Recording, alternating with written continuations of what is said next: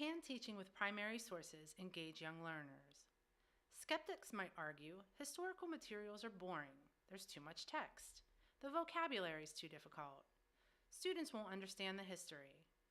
However, current research, teacher testimonials, and personal experience indicate that primary sources can bring history alive for younger students.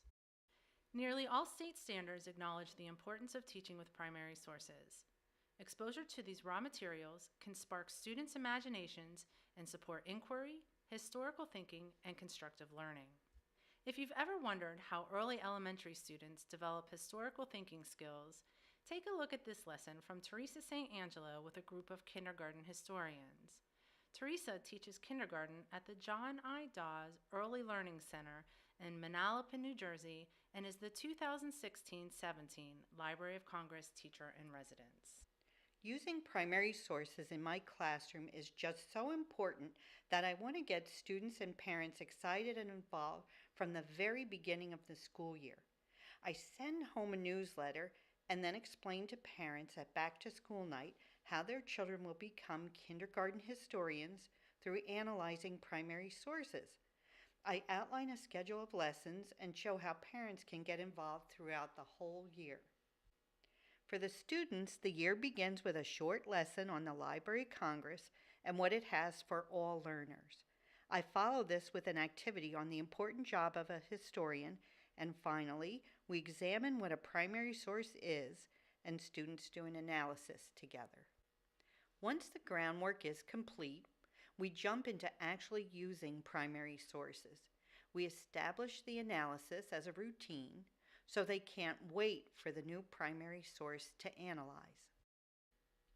Here's an example of a primary source lesson I did in February when we were discussing Valentine cards in the post office. Prior to this unit, we had spent time as a class identifying key people in their communities, their jobs and job descriptions, and identified locations of those jobs. Planning lessons that are relevant and related to students' lives allows them to process on a deeper level and adds to their engagement. All students gathered on the carpet. The classroom lights were turned off and the boys and girls began wondering what they were going to watch. They saw a short film from 1903 titled Collecting Mail. Some students couldn't contain themselves and called out what they saw or a connection they made with the film. One girl called out, "My dad watches black and white movies all the time." The students were so interested that when I asked them to turn and talk to a buddy, they started talking immediately. When the film was over, the students did a turn and talk about what they noticed or what happened. I then had the students work independently to analyze a photograph. The guiding question for them was, where do you think the men are working? I told them to circle the evidence that helped them guess where the men were working. One student thought they were in a kitchen.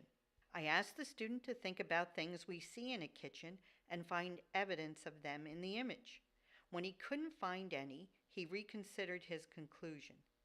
Responding to observations this way allows the students to develop the skills of citing evidence to support ideas and evaluate information.